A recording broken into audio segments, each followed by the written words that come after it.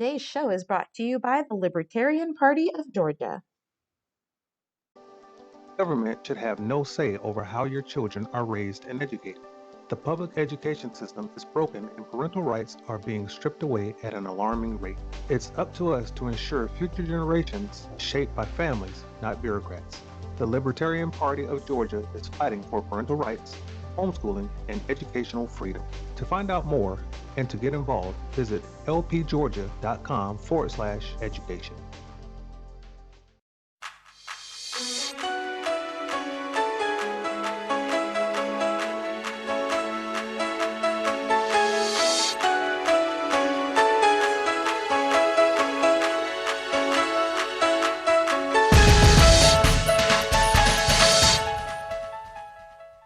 This is the Happy Homeschooler Show. We're your hosts, Corey and Lisa Chandler. Hey, family. Yo, hey, we're back at it. And today we are going to talk about some anxiety-provoking things. And wonder what we are talking about. Man, it's a scam. I mean, think about it. We're talking about a scam. If you go back to your high school days, and those of you who were college bound, you know, there were things you had to do prior to becoming accepted into that college or university. Yeah. And if you were like most of us, you probably couldn't sleep the night before, even though they said, "Oh, get a good night's sleep." Like, really? Who's gonna sleep when you are stressing me out about this big exam or something? You know what I mean? Like, and we start from very little. We don't have to do this. That's the first thing. We don't have to do this, guys. There's a reason why it's done though, and it has a lot to do with money. Yes. So if you have not picked up on it, we're talking about tests, exams, and assessments. Grades. And throwing those grades in there, man. It's like, that's pretty much what they do. Anything to measure your child's performance within the confines of the system to prove that they're learning, to show that they're improving, to justify what you're doing as an educator. And to show you parents or us parents that this system knows best. And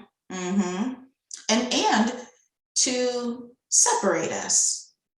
The smart kids from the slow kids. That's the first thing. And yet I have met great test takers who are dumb as a stump. Oh my goodness. I'm gonna hurt some feelings.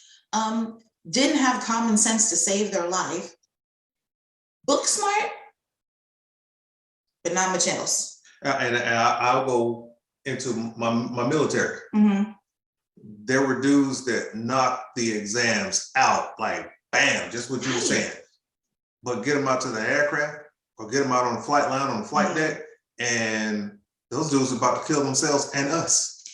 Right. So there's a difference, I guess, between aptitude and performance, right? Yes, indeed. And, you know, when I was studying psychology in school, I learned about these two concepts called reliability and validity. And so it changed my way of thinking a lot about these assessments. I know that we need to measure things. You know what I mean? Like, I know that people need some way to measure anxiety or measure depression or measure performance. I get it. But there is a thin line that we cross all the time when it comes to taking that measurement and then labeling a kid and then putting them on a path based on our measurement that could have them going like way away from what they were destined to do, what they were capable of doing, because you think they're slow, you think they're stupid.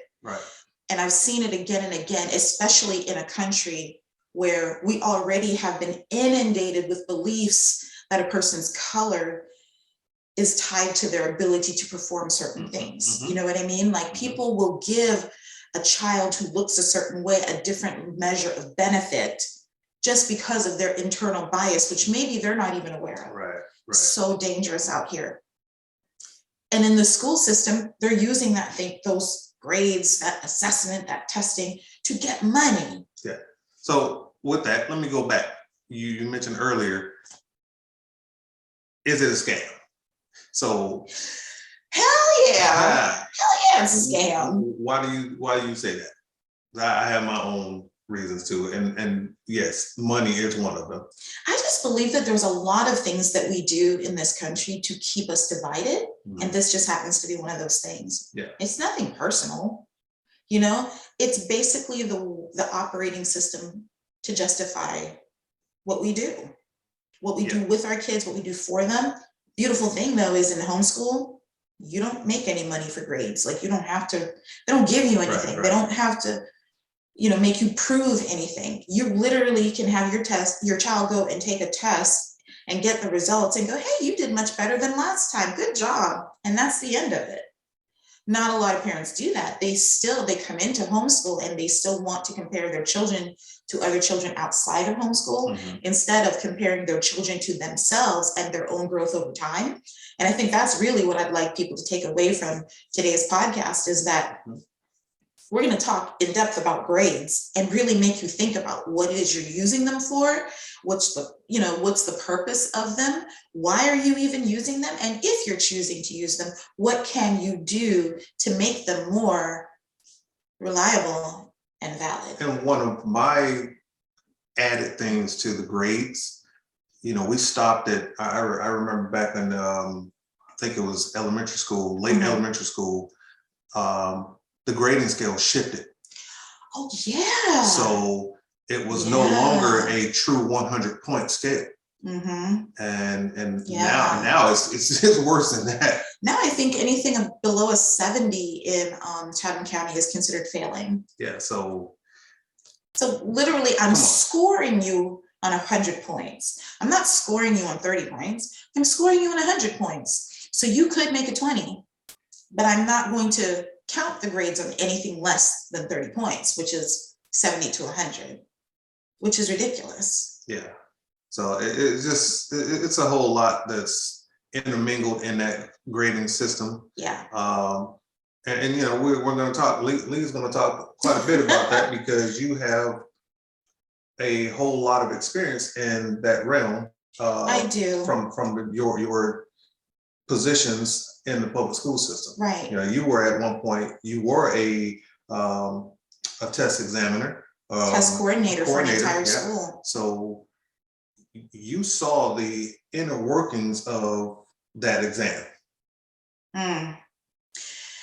Yes. And you guys are going to hear me taking deep breaths throughout the conversation today, just to keep myself from losing it, because it really makes me angry when I think about what these grades are doing to our children, their families, their parents. It's literally, what the number one thing a parent will argue with their little one about when they get home from school? Grades. Yeah. That is the number one cause of conflict. That report card, huh? Your performance on a test, your performance on homeschool homework. Yeah. What are your grades? Like, I've seen parents who, as long as that kid is making A's and B's, that kid could be a serial killer. That kid could be a menace. They don't care. They're making good grades. But this dude over here who's bringing home C's and D's, oh man, he got away with nothing. Right, and we've seen good kids, great kids, sweet kids, gentle kids, thoughtful kids who don't score well. And yet none of that matters. None of their sweetness, gentleness, thoughtfulness matters when they get home. Why'd you make a D? Because he doesn't test well. Because the test wasn't designed to measure what it is that he's doing. It wasn't valid. And that's the thing. Validity means there's internal and external. Validity means, are you actually measuring what you think you're measuring? Let me tell you what most tests measure. Whether your child got a good night's sleep, which most won't. Whether or not they're hungry. You remember the story about you taking your test, the SATs? ACTs. What happened? I was starving. I couldn't concentrate. And how did you disrupt the entire test environment? Oh, my stomach was growling, like something serious. And that caused a ripple effect of laughter through the testing facility because your stomach was growling like a grown man. You know what I mean? So it was hilarious. And thankfully it was towards the end. We only had a few minutes left, but that could have happened in the beginning. I overslept because I stayed up all night because I was like, okay, I'm trying to get them last minute, which was probably a mistake on my studying. Right. I'm trying to get that last minute push through and go over some things that I felt like I was behind on, you know, or I needed to focus more on. Right. And I look up, it's 1 a.m. And it's like, oh man, you gotta go to bed, man. So I woke up late. Which stressed you out. I'm wide open at that point, stressed out, because now I gotta go across town. Weren't you late? Almost late. No, I was almost late. The proctor was standing in the door while I'm running down the hallway. She's like, okay, come on, you got a few more seconds. And I'm like, and I made it. Just in time. There was another student. And there was a student who was behind me that didn't make it. And it was like, oh my goodness. So you just paid what? I don't remember what it was. I think back then, what, $200? Oh no. What was the SAT? No, and probably the ACT? like 50 or so. 50? Okay. It just felt like it felt like a lot, especially to us. Right. You know, coming from where I came from. Right. So it was a lot of stress. Because if you didn't know, you could get vouchers or whatever. Like we gave vouchers to kids who and see, that's the thing. Like, I'm gonna give this one to you free, but understand I'm doing you a big favor because this is such an important test. You know what I mean? Like, literally the psychological warfare at work concerning grades, testing, and assessments is unbelievable. Absolutely incredible to me. And once you come out of it, you can realize certain things, and I'm hoping we're going to help some people realize some things today that set us free. Be free today. That would be helped great. Us become free. Yeah, so is the test valid? I remember giving intelligence tests, it's the WICS, you know, which is the intelligence testing for children. And it was telling us, you know, we were studying about it and saying things like,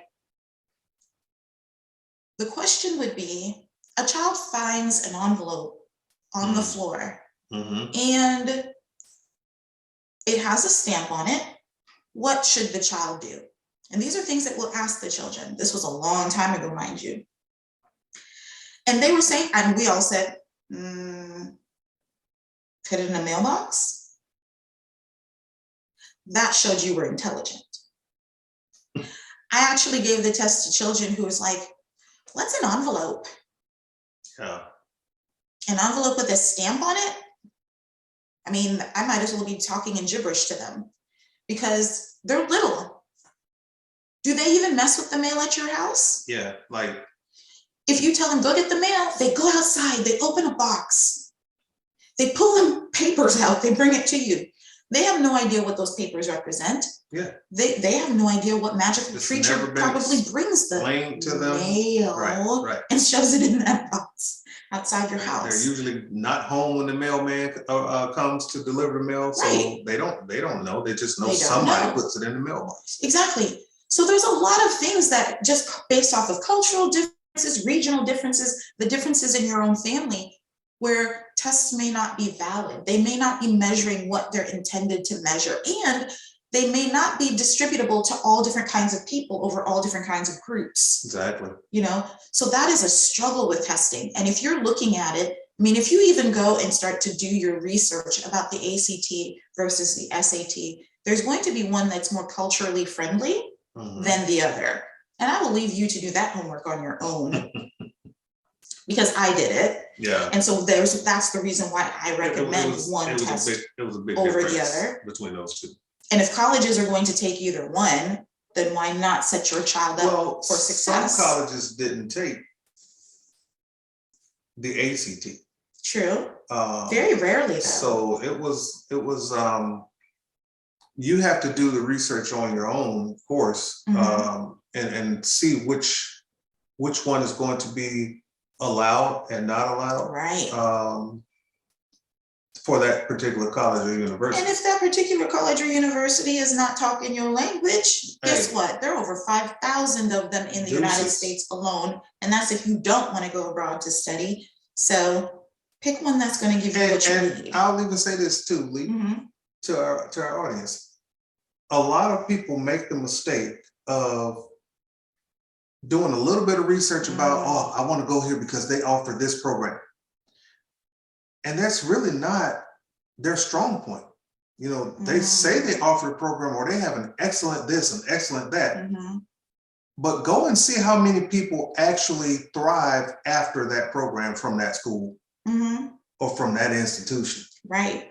See what their graduation rates are, what their employment rates are, and how the instructors actually deliver that information. I mean, you can get a law degree. Right. I mean, a law degree from UCF or wherever program they're doing. Georgia State or University of Central Florida versus a law degree from Princeton, Harvard, or one of those Ivy League universities. Yeah, it's going to be a difference. And I think that for us, we don't know. We haven't really thought about it. They literally put us on the hamster wheel and then we just run it. Right. You know, we pick a school because we like that football team, because we like their colors, because the campus is pretty, because it's got a good party scene. Like we pick it for all different kinds of reasons. Oh, they gave me a full ride, so I'm gonna go there. But what is it in your best interest to do? It's gonna benefit you to the fullest. Right. And I think that at every point you need to be asking, when it comes to grades, when it comes to testing, when it comes to, you know, assessments, like standardized assessments, what does it benefit you to take one versus the other? I've had a lot of people, because here in the state of Georgia, we're required to take a standardized test once every 3 years. Why? Because that's just what the legislature decided. Now, we're in Chatham County, Savannah, Chatham County, and Chatham County gives a test every year, but it's not standardized, which means it's not really reliable. And reliability means, can I reproduce these effects time and time again for difference of other places? Can I compare it to kids from other places and have it mean the same thing? Right. And first of all, if you're only using a test that's not standardized, meaning it's not nationalized, as nobody else is taking whatever tests were picked for that year. Or actually that 3 years. We may not even do it. I swear they change it like every 3 years, right?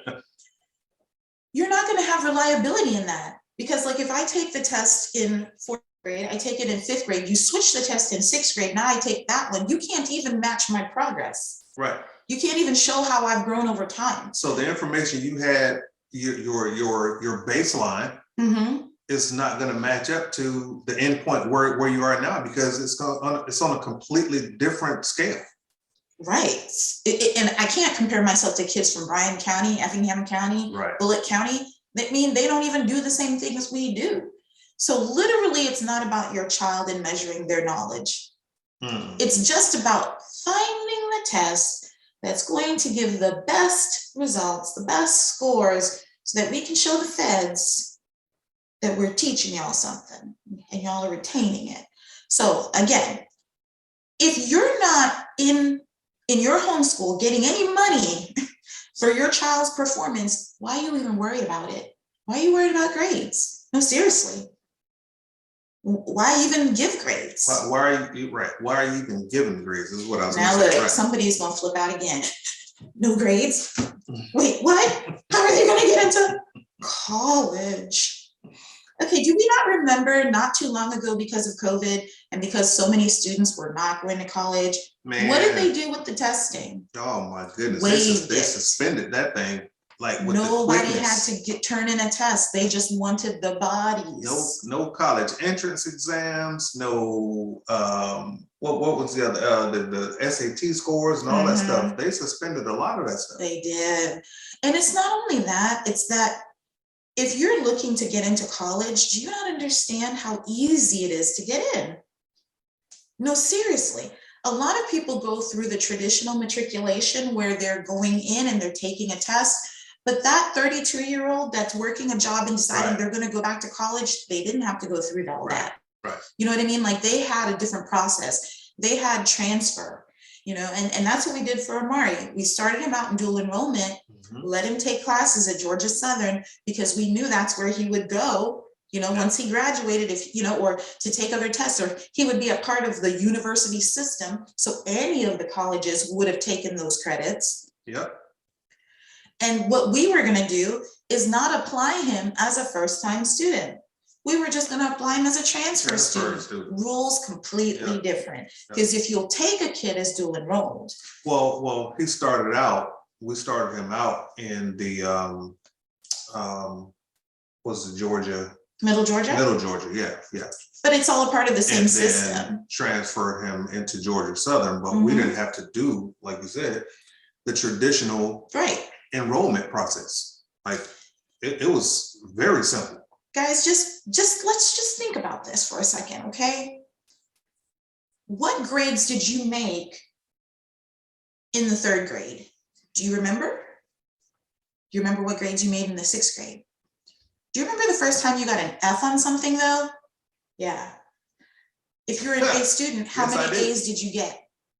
What do you remember about your own grades? That's the first thing I'd like you to think about. The second thing is, what did those grades mean to you after you graduated and you left the school system? Yes, those grades were important to get you into a college, but once you have the diploma, if you weren't going to college, it's not like your employer needed to see your grades. Right. And they just wanted to see your college diploma. I remember the first time that I started thinking about, dude, this whole grading thing is a freaking scam. It's a fraud. It was when they no longer worried about the grade. It's like, how many credits do you have? Right. And this is a high school. Like, wait, what? Because anything a D or better was passing. Right. So I'm like, wait, hold on a minute. Now you're concerned about my credits? Or now you're telling me I need to be concerned about my credits when up to this point, it was about the grade. Well, if I can pass with I'm not saying do this, but because you pretty much can get a D and in some classes you get a C just by showing up. But you telling me I can still pass and receive that credit? With a C. With a C? Not a D though. Well, D's can't transfer. But who made these rules, Corey? Who came up with this foolishness? What dude made this rule? I'm killing myself. Do you even know? Do you know who came up with? Google that. See if you can even find it. Who came up with grades? Who came up with the grading system? Who decided, oh, you know what? We'll use a 100-point scale. We'll use a standard bell curve. Yeah, we'll tell them we're using a 100-point scale and then not. What'll happen is in college, this is how you know it's a scam if you have not come to that conclusion already. In college, the professor would give us instruction. Then we would take a test. And then the lowest grade in the class would get bumped up to where they would make a C.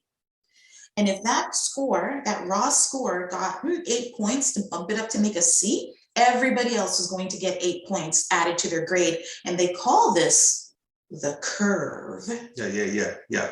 So now think about this. There are literally colleges who want this government to think that they are creating these intelligent kids who score well. So what they do is manipulate the scoring system. They do this all the time. All the time, yeah. So if they have the power to manipulate the scoring system, why don't you, my homeschooling family? Why can't you? Because you don't want to? Because it wouldn't be right? Free yourself. Spoiler alert. Free yourself. It would be absolutely right in line with what the system does. Come on now. It would not be right if you didn't do it.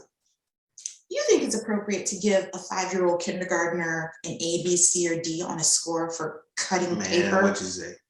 Like, think about this, seriously. People do it. They get into homeschooling and they're like, okay, no, we need to make sure they're scoring really good grades, and I need to quantify that grade. Okay, so here's the thing. There are certain subjects you can quantify. You do a math problem, you get it right, you get it wrong. Then the school system says, well, I need to make sure you're getting it right in the right way. So I'm going to grade your steps. I'm going to grade whether you add first before you multiply. I got one. If you do it wrong, you're not going to get the points for that. So you can get partial credit. Oh my God, the stress. I got one for you. Coloring inside the line. Yeah, I know adults that still can't color inside the line. But does that mean something's wrong with them? I mean, how would you ever create a Monet if you colored within the lines? You know what I mean? Like, I just don't get our obsession with following these grades and these testing practices once we enter homeschool. That is a sign that we have not yet detoxed, we're not yet free, we're still bound by this measurement contraption that is literally designed just to keep us from being creative and doing what we want. Right. And I don't like that. You can do pass, fail for your grades. Did you know that? Some schools, college, they'll give you a pass, fail class. Oh, you passed, because they don't even care about the grades in that particular lab or whatever. Mm-hmm. Why not do pass, fail for your little ones? And guess what? Nobody fails homeschool, y'all. Nobody. So literally, don't bypass that. Say that. That nobody fails homeschool? Yeah, because that's true. We have homeschooling families that have failed. That have failed on paper a kid. Mm-hmm. Nobody fails homeschool. It just means you need to teach it again. You're the administrator. You're the guidance counselor. Right. You're the principal, the test coordinator, all that stuff. Well, I think it may be punitive. And you put the grades in. Yeah. So it's to punish you. Right. You're getting upset with the kid because they failed, talking about, well, this is going to go in, this is a part of your college experience or your college transcript. They're going to look at your homeschool academic summary. Bro, sis, you created that. Like, come on, man. Get it together. Let's get it together. Let's go over what the kids did not do well on. And let's focus on that. And we'll add in those grades later. Right. Don't put it in their folder or whatever you call it, jacket, and say, portfolio, whatever. That's the final grade. Not if you're concerned about that kid. Right. If you're concerned about that kid getting into XYZ college or university, don't penalize them. Help them. There are going to be people who say, well, if we get rid of the grading system, it'll just be chaos. I'm like, okay, but school systems have only been around for about 175 years, and the country, we've been in existence long before that. And yet people seem to learn and educate themselves and be able to contribute to the development of society just fine without somebody putting a letter and a number next to their name. Right. Most of, at least here in the United States, most of the billionaires that we have here all dropped out after realizing that it was a joke. That whole school and education system was a joke. It confines you physically to a building for X amount of hours a day, and it confines your mind to only being able to think in prescribed ways. So if you're going to give a grade, why not make it to where it's worked for your family? Think of yourself as one of those schools that says, we're Montessori, we do it this way. We're Chandlers, we do it this way. You can literally create anything that you wanted to and give grades for that. You can choose not to give grades at all, except for, like a cumulative grade at the end of the term. You could choose to let your grading be based off of whatever comprehensive test you decide to give at the end of the year. So you don't have to give them grades throughout. Just wait until they go and they take that Sanford 10 or whatever, a CAT test. And then, they have comprehensive ones that cover every subject. So whatever it is they make on that could be their score. You can choose to do anything, but the point is you have the power to choose. Right. You don't have to do it the way of the public system. And for us, testing once every 3 years, that's amazing. We have so many options for tests.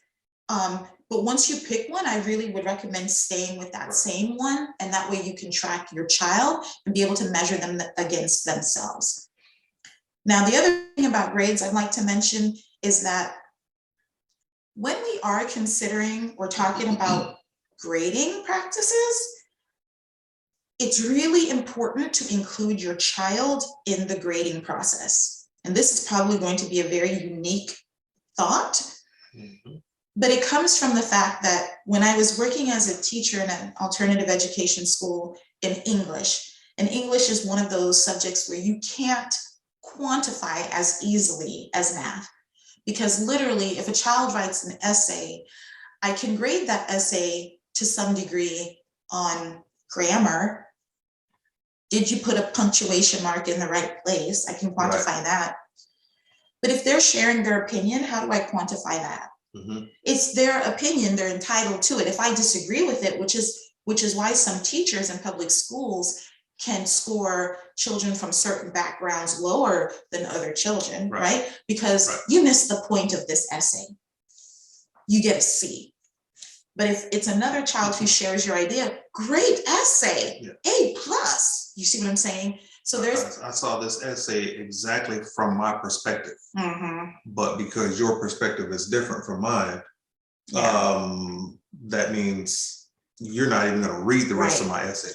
It got so bad, y'all, that public school systems had to start making those of us who would teach in the social sciences, language arts, social studies, that kind of thing, that we had to start creating rubrics. You heard that word? Rubrics are literally where we say, if your paper has this, and this, you get 10 points. If you have that, you get 8 points, right? I only heard that because of you.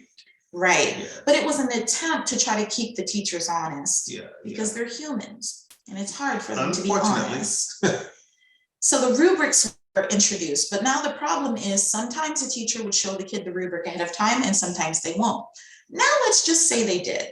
Let's say you give me the rubrics and you're telling me exactly what I need to do to make an A. Then guess what?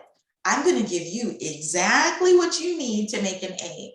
I'm not going to be creative. I'm not going to deviate from my thoughts. I'm not going to do anything that's going to get me anything less than an A. So what have we really done to a child in this situation? Creativity is dead. It's do what I say. Literally, I'm teaching you over and over and over with every assignment. Do what I tell you. Without deviation. Without questioning it. Do what I tell you. Because if you don't, you're not going to get a good grade. It's craziness. So anyway, include your kid. When I was working at the school, I used to stay up late at night grading everybody's essays. You remember? You did. Yeah. We had 2 infants and I'm sitting up crying over papers. I can't read one more. So I go into work one day, totally exhausted, eyes puffy. And my dean at the time said to me, "You look terrible." I'm like, "Thanks, I feel terrible." She said, what's going on? She's like, "I was up all night grading papers." And she goes, "Why?" "What do you mean why? I'm a teacher, I grade papers, that's what I do." She goes, "Why don't you have the kids grade their papers?"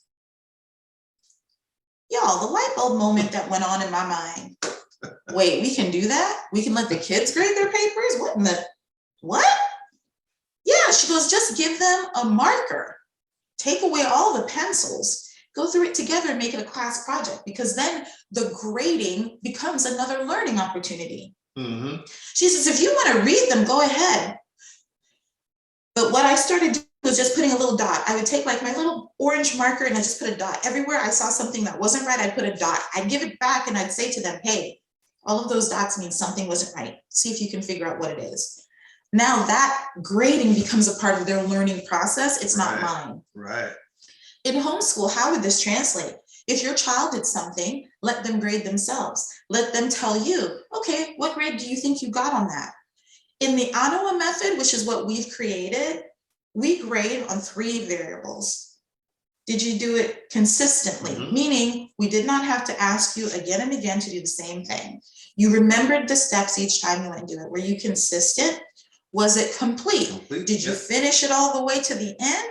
You know, and that applies to everything. Like your job today is cleaning your bed. Did you fix your bed all the way to the end? Or if I pull up this blanket where your sheets crumpled underneath, you know what I mean? Right, and that would be the final one, which is correctly. Is it done correctly? So all of those things is what we ask them, and we say, if you got 3 out of 3, it's an A. If you got 2 out of 3, it's a B. And if you got 1 out of 3, it's a C. If you didn't do it at all, of course, it's a D. It just means we have to do it again. No one makes an F in our homeschool. It's just why. And that's the way we grade them. So I can literally ask the kids, are you doing this consistently? At the end of the week, your job is to clean the cat litter. Were you consistent with it every day of the week? The answer is yes or no. And they know. What happens when you give the kid the power to grade themselves versus making their grade come from an external source? Can you imagine? Like now I'm internalizing my own performance. I'm doing it because I want to. It's not because you're threatening to punish me with a low grade. It's because I'm not doing my best and I want to. So just by letting your kid grade themselves, you're going to internalize their desire to do well on things. And in school, and especially elementary schools, I remember the first time doing it. I think I was right around 5th grade. And it made us, when the teacher told us, okay, hey, this test right here or this exam, and especially the spelling, the spelling tests, the quizzes that we had, you know,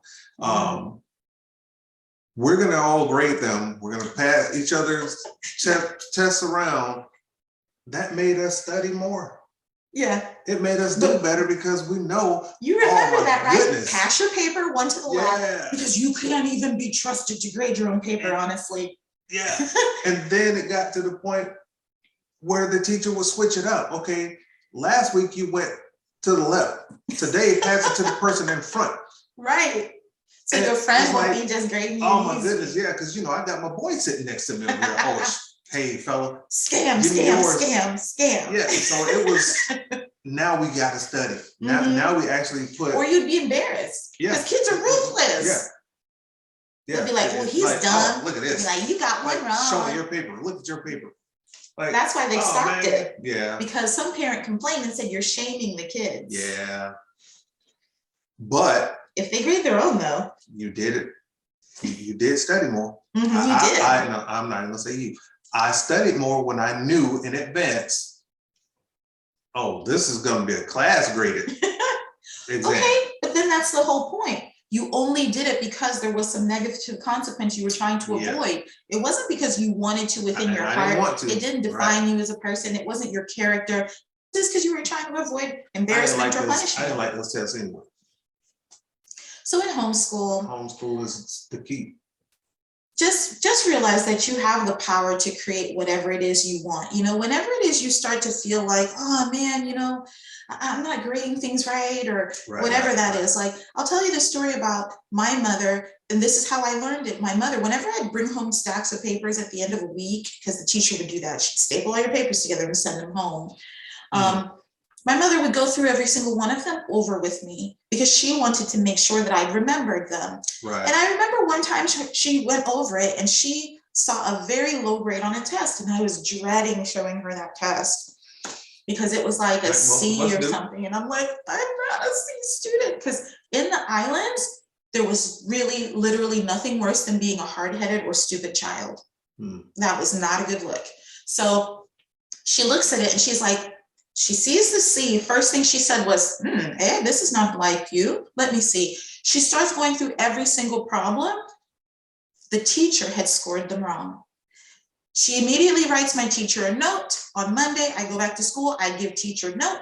Teacher pulls me up to her desk and says, Lisa, you are a very lucky girl because no one else's parents caught this. And you're a very lucky girl that you have a mother who will look over your work to make sure that it was done correctly.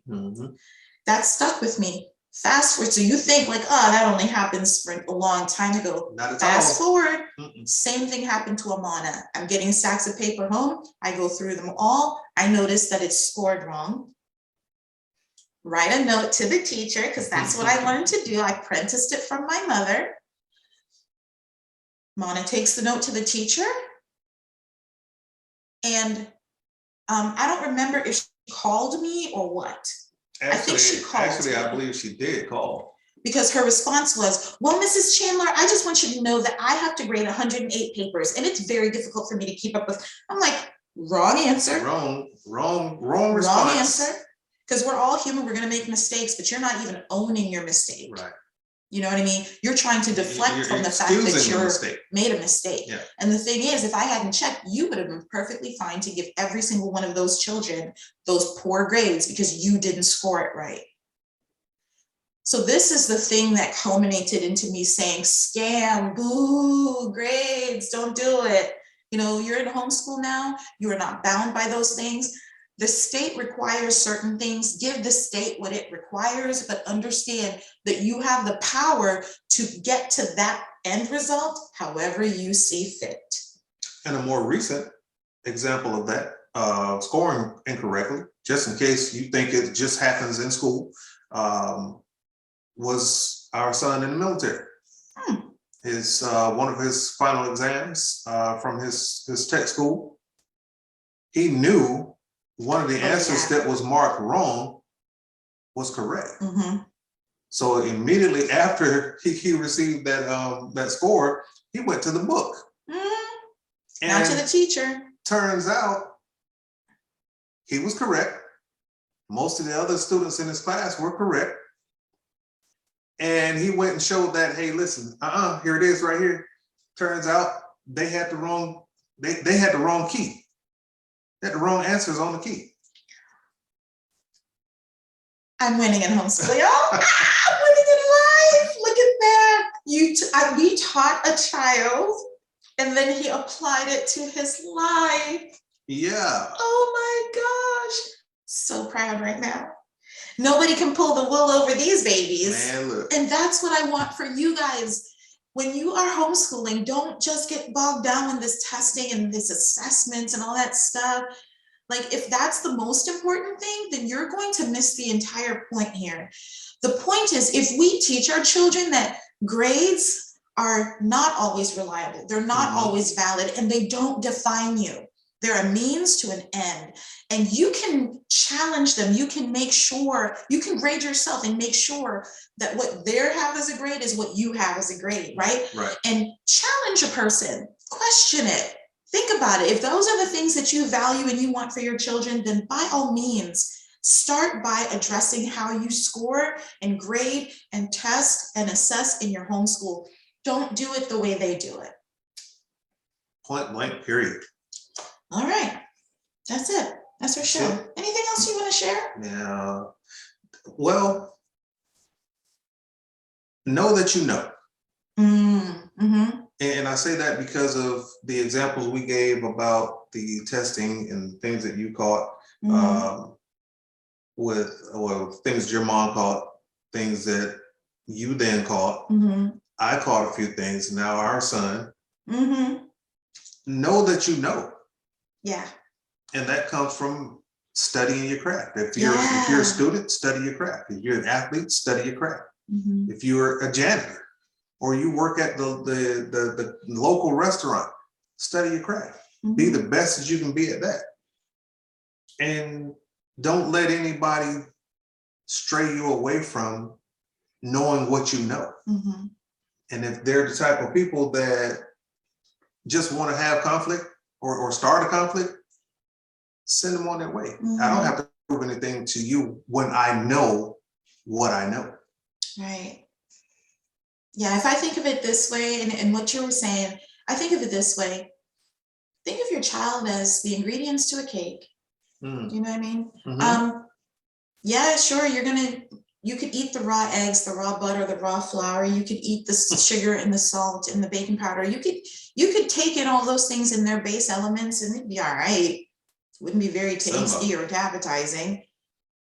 But if you put them together in just the right way, and then you put that kid into the fire, meaning you're allowing them to do the work on their own.